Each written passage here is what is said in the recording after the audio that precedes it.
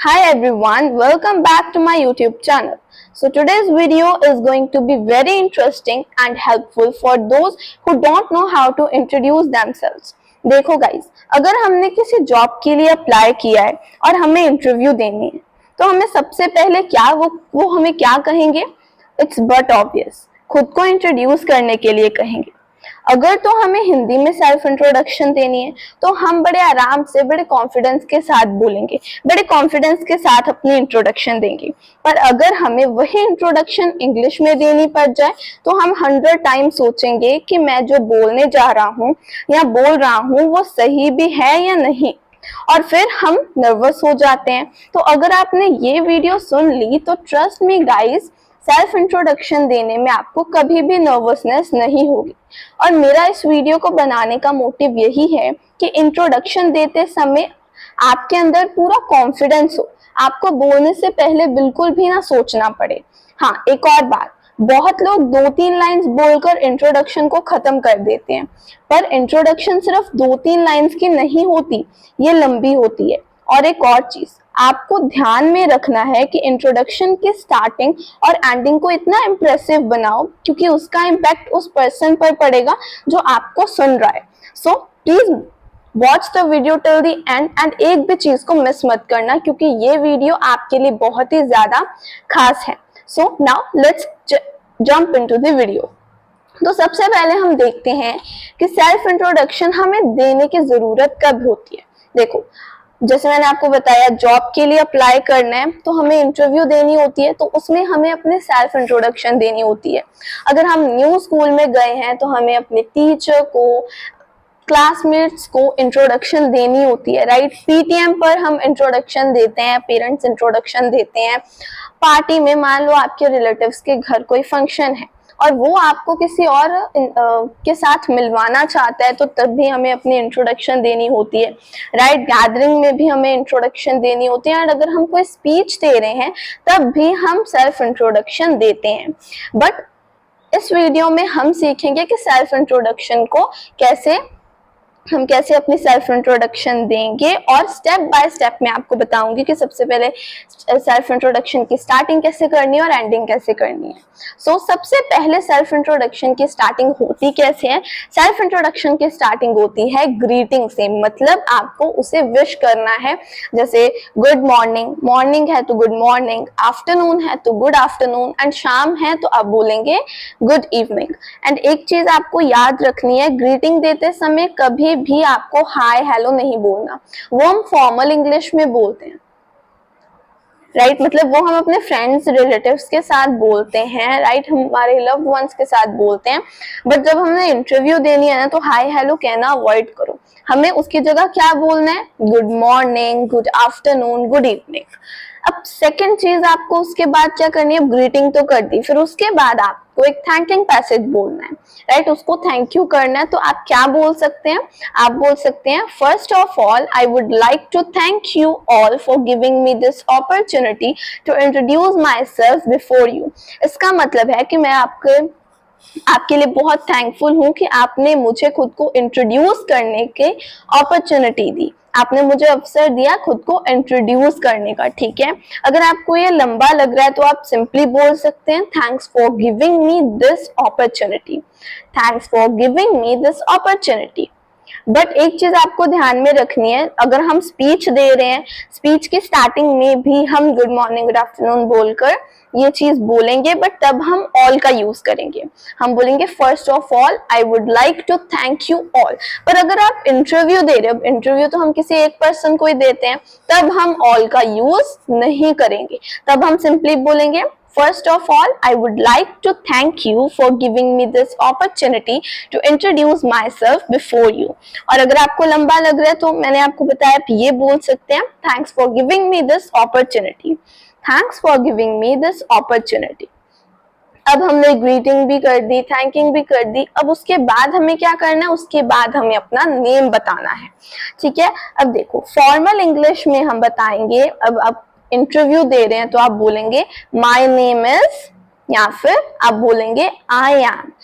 जैसे मेरा नाम प्रबलीन है तो मैं बोलूंगी my name is Prableen, I am Prableen, और जो भी आपका नाम है वो आप यहाँ पे फिल करेंगे, वो आप अपना नाम बोलेंगे। ऑलराइट, सो थैंकिंग करने के बाद आपको सबसे पहले अपना नाम बताना है, ठीक है। बट हाँ, इनफॉर्मल वे में, इनफॉर्मल इंग्लिश में आप बोल सकते हैं Prableen here, Prableen this side. Alright, so here this side से पहले अगर आप अपना नाम बोलोगे तो वो इनफॉर्मल इंग्लिश होगी। बट फॉर्मल इंग्लिश में आपको क्या बोलना है, my name is, I am. Alright, अब नेम बताने के बाद आपको क्या बोलना है, नेम बताने के बाद आपको बताने हैं कि आप कहाँ से हैं, अपनी जगह बतानी है। ऑलराइट, जैसे आप इसको दो तरीके से बोल सकते हैं, I am originally from dash, ठीक है, आप जहां से हो, जहां आप बॉर्न हुए हैं, आपकी बर्थ प्लेस। ऑलराइट, जैसे I am originally from Punjab, ठीक है, I am originally from Orissa, ठीक है, आप जहां से भी हैं आप उस प्लेस का नाम लोगे। और आप ये भी कह सकते हो आई वॉज बॉर्न एंड रेज्ड इन। इसका यूज आप तब करेंगे क्योंकि कुछ लोग होते हैं जो जहां पर बॉर्न हुए वहीं रहते हैं, जैसे हम, ठीक है। सो हम बोल सकते हैं आई वॉज बॉर्न एंड रेज्ड इन पंजाब, ठीक है, मतलब वो पंजाब में ही मैं बॉर्न हुई हूँ और वहीं पे मैं अभी एट करंट टाइम रह रही हूँ, ठीक है। So I was born and raised in, उसके बाद जहां पर भी आप रहते हैं उस जगह का नाम, ठीक है। सो पहले आपको ग्रीटिंग देनी है, फिर थैंकिंग, उसके बाद आपको अपना नाम बताना है और फिर प्लेस। तो ये दोनों सेंटेंसेस का आप यूज कर सकते हैं।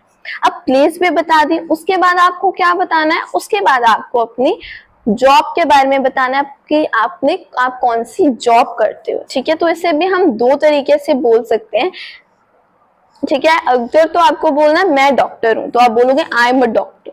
मैं टीचर हूं, आई एम अ टीचर। मैं एक इंजीनियर हूं, तो आप बोलोगे I M an engineer. Alright,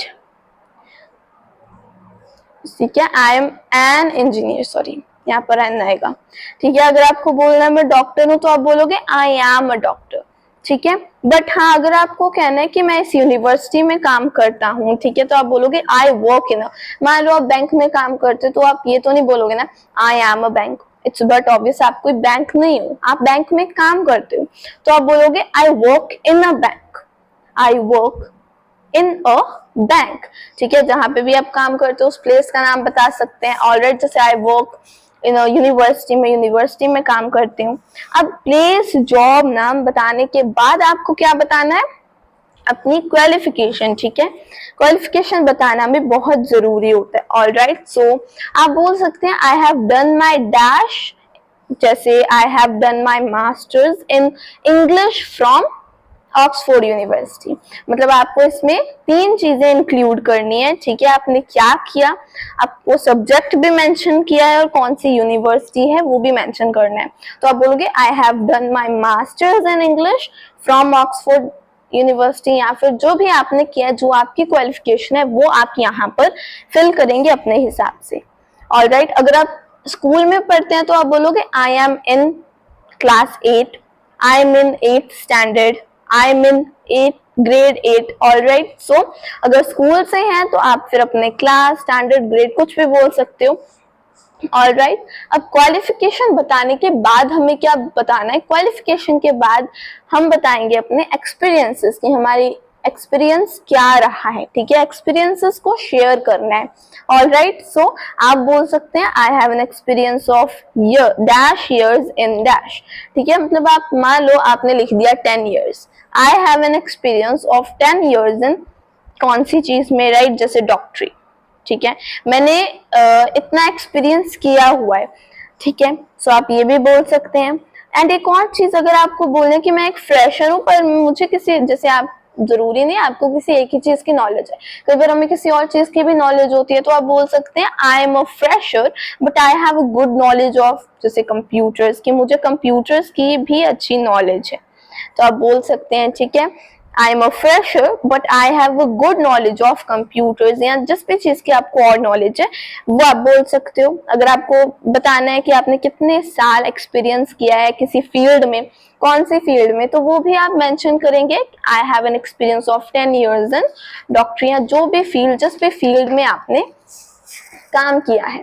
अब इंट्रोडक्शन में एक और चीज इंपॉर्टेंट होती है, दैट इज फैमिली। जरूरी नहीं है फैमिली के बारे में सब कुछ बताना है, नाम एज सब कुछ बताना है, बस थोड़ा सा अपने फैमिली के बारे में बता देना है, ठीक है। फैमिली में सबसे पहले आपको बताना है क्या है, देखो एक होती है न्यूक्लियर फैमिली, एक होती है ज्वाइंट फैमिली। ऑलराइट, एक होती है न्यूक्लियर फैमिली और एक होती है ज्वाइंट फैमिली। जो ज्वाइंट होती है वो होती है ज्यादा मेंबर्स की, मतलब बिग फैमिली, ठीक है। मान सपोज करो एक फैमिली में 10 हैं, ठीक है, और एक फैमिली में 5 है, तो जिसमें 5 मेंबर्स हैं, 4 या 5, वो होगी न्यूक्लियर, ठीक है। जिसमें ज्यादा है, राइट, ग्रैंडमदर ग्रैंडफादर सब कुछ सारे हैं, तो पूरी फैमिली है, तो हम बोलेंगे ज्वाइंट फैमिली। तो सबसे पहले आपको ये बताना है कि मैं कौन सी फैमिली से बिलोंग करता हूँ। जैसे मैं न्यूक्लियर फैमिली से बिलोंग करती हूँ, ठीक है, तो आपको बोलना है have nuclear family. Joint family है तो आप बोलोगे I have a joint family. Alright, फिर आपको बताना है कि मेरे फैमिली में कितने मेंबर्स है। जैसे हमारी फैमिली में 5 मेंबर्स हैं, ठीक है, तो आप बोलोगे there are 5 members in my family, या आप बोल सकते हैं there are 5 members which include my mother, my father, my sisters and me, ठीक है। आप ये भी बता सकते हो कि आप कितने भाई बहन हैं। जैसे वी आर 3 सिस्टर्स, हम 3 बहनें हैं, ठीक है, तो आप ये भी मेंशन कर सकते हैं। मतलब आपको फैमिली के बारे में सारी डिटेल्स नहीं बतानी, नाम नहीं बताने, बस थोड़ी सी इंफॉर्मेशन शेयर करनी है कि मेरी फैमिली में कितने मेंबर्स हैं, कौन कौन है मेरी फैमिली में, मेरी फैमिली न्यूक्लियर है या फिर ज्वाइंट है। ऑलराइट, बाय द वे आप कितने बहन भाई हो कमेंट्स में लिख के जरूर बताना।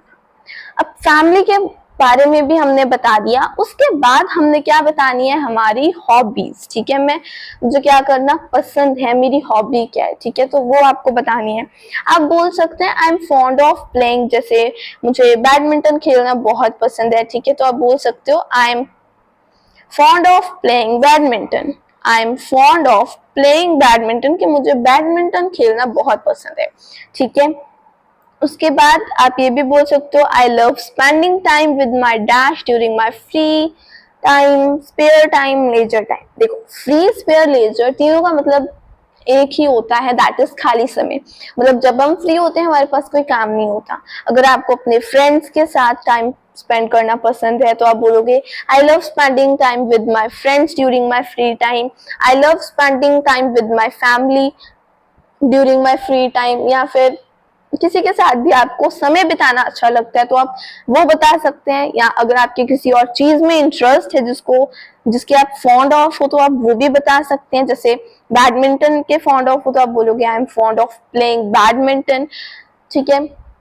कई लोगों को एनिमल्स के साथ खेलना पसंद होता है तो आप बोल सकते हैं I am fond of playing with my dog, I am fond of playing with cats. Alright, so hobbies के बाद हमें एक और लास्ट चीज बतानी होती है, that is strength and weakness. देखो इंटरव्यू में वो आपकी स्ट्रेंथ भी पूछेंगे और आपकी वीकनेस भी पूछेंगे, तो उसमें आप कौन कौन से लाइन्स बोल सकते हैं, लेट्स सी। सो सबसे पहले तो आपको बोलना है कि as every person possesses strengths and weakness, कि जैसे हर एक इंसान की स्ट्रेंथ्स भी होती है, वीकनेस भी होती है, ठीक है। मतलब उसकी कोई ना कोई कमजोरी भी होती है और कोई ना कोई उसमें खास बात भी होती है, कोई ना कोई उसमें स्ट्रेंथ भी होती है। देखो ये देखने में काफी वैसे आपको बड़ा लग रहा होगा, आप सोच रहे होगे कि इतना हमसे नहीं बोल होगा, बट जस्ट प्रैक्टिस तो ये जरूर बोल होगा। अब इसे प्रैक्टिस कैसे करना है, देखो एक एक लाइन को पहले रीड आउट करो 2-3 बार, फिर उसका हिंदी में मीनिंग समझो। जरूरी नहीं आपको वर्ड टू वर्ड ट्रांसलेशन करनी है। देखो अगर आप हिंदी में वर्ड टू वर्ड ट्रांसलेट करोगे तो वो ट्रांसलेशन गलत हो जाएगी, क्योंकि जो बिगिनर्स है ना वो ट्रांसलेशन कर सकते हैं, बट इंग्लिश में हर एक सेंटेंस की हिंदी ट्रांसलेशन नहीं होती। अगर आप वैसे ट्रांसलेशन करोगे वर्ड टू वर्ड तो वो गलत ही होगी, ट्रांसलेशन सही नहीं होती। कभी कभार सही होती है, बिगिनर्स के साथ ऐसा होता है, उनकी ट्रांसलेशन सही होती है बट नॉट ओके। ट्रांसलेशन करोगे तो ट्रांसलेशन गलत होगी, so word to word translation नहीं करनी। उसको पहले एक लाइन को रीड आउट करो, फिर उसका हिंदी में समझने की कोशिश करो कि उसका मतलब क्या है हिंदी में, और फिर उसको फिर से रिपीट करो, ठीक है। So as every person possesses strengths and weakness, जैसे हर एक इंसान की स्ट्रेंथ भी होती है और वीकनेस भी होती है, सो डू आई, मतलब वैसा मेरे साथ भी है, ठीक है। वैसे मेरी भी एक स्ट्रेंथ है और वीकनेस भी है, सो डू आई, आपको ये चीज बोलनी है। I can overcome my fears, आपको अपनी स्ट्रेंथ बतानी है कि मैं अपने फियर्स को ओवरकम भगा सकता हूँ, मैं अपने डर को भगा सकता हूँ। I have a good control over my mind, कि मेरे माइंड को मैं खुद कंट्रोल कर सकता हूँ, मेरे माइंड के ऊपर गुड कंट्रोल है, मैं अपने माइंड को कंट्रोल कर सकता हूँ। Alright, I don't get distracted during my job, कि मेरी जॉब, जब मैं जॉब कर रही होती हूँ या कर रहा होता हूँ तो मैं डिस्ट्रैक्ट नहीं होता। मतलब ये मेरी स्ट्रेंथ है कि मैं खुद के माइंड पर कंट्रोल रखता हूँ। ठीक है, I don't get distracted during my job, मैं अपने जॉब के समय डिस्ट्रैक्ट नहीं होता। I prefer being serious at work place, कि जब भी काम करती हूँ मैं तो मुझे सीरियस रहना पसंद है। और जब भी आप कहीं पे भी काम करते हो, be serious, be attentive. Alright, so आप बोल सकते हैं कि मुझे सीरियस रहना पसंद है वर्क प्लेस पर, काम करते समय। आई can handle work, people and time efficiently, कि मैं लोगों को, काम को और टाइम को अच्छे से हैंडल कर सकता हूँ। देखो, एफिशिएंटली का मतलब होता है इन अ गुड वे, ठीक है, अच्छे तरीके से, या फिर इन अ बेटर वे भी आप बोल सकते हो। ठीक है, so I can handle work, people and time efficiently. And my weakness, उसके बाद आपको अपनी वीकनेस बतानी है। आप बोलोगे and my weakness is I can't control my emotions, कि मैं अपने इमोशंस को कंट्रोल नहीं कर पाता। But I know how to convert my weakness into strength, लेकिन मुझे ये पता है कि मुझे अपनी वीकनेस को स्ट्रेंथ में कैसे कन्वर्ट करना है। ठीक है, तो आप बोलोगे and my weakness is I can't control my emotions, but I know how to convert my weakness into strengths. Alright, फिर लास्ट में आपको क्या बोलना है? लास्ट में आपको बोलना है थैंक यू। एक बार सारा इकट्ठा पढ़ते हैं। अगर कोई आपसे आपकी स्ट्रेंथ वीकनेस पूछेगा तो आपको कैसे बोलना है? As every person passes strengths and weakness, so do I. I can overcome my fears. I have a good control over my mind. I don't get distracted during my job. I prefer being serious at workplaces, and I can handle work, people and time efficiently. And my weakness is I can't control my emotions, but I know how to convert my weakness into strengths. Thank you. फिर आपको थोड़ी सी smile देकर आपको बोलना है thank you. सो आपको flight वे में ज्यादा तेजी से नहीं बोलना, ठीक है, हफड़ा दफड़ी नहीं करनी।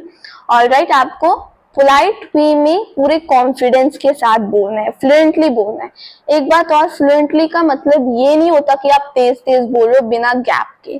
फ्लुएंसी का मतलब ये होता है कि आपका एक एक अक्षर, एक एक शब्द हमें सुन रहा है, हमें समझ में आ रहा है कि आप क्या बोल रहे हैं। ठीक है, छोटे छोटे गैप से, छोटे छोटे स्पेसेस से, ठीक है, उसे बोलते हैं फ्लुएंसी। तो आपको पूरे कॉन्फिडेंस के साथ बोलना है, ठीक है, इंग्लिश को फ्लुएंट रखना है। ऑलराइट, एंड पूरे कॉन्फिडेंस के साथ बोलना है। अगर आप कॉन्फिडेंस से बोलोगे तो आपकी इंट्रोडक्शन बहुत ज्यादा इंप्रेसिव लगेगी।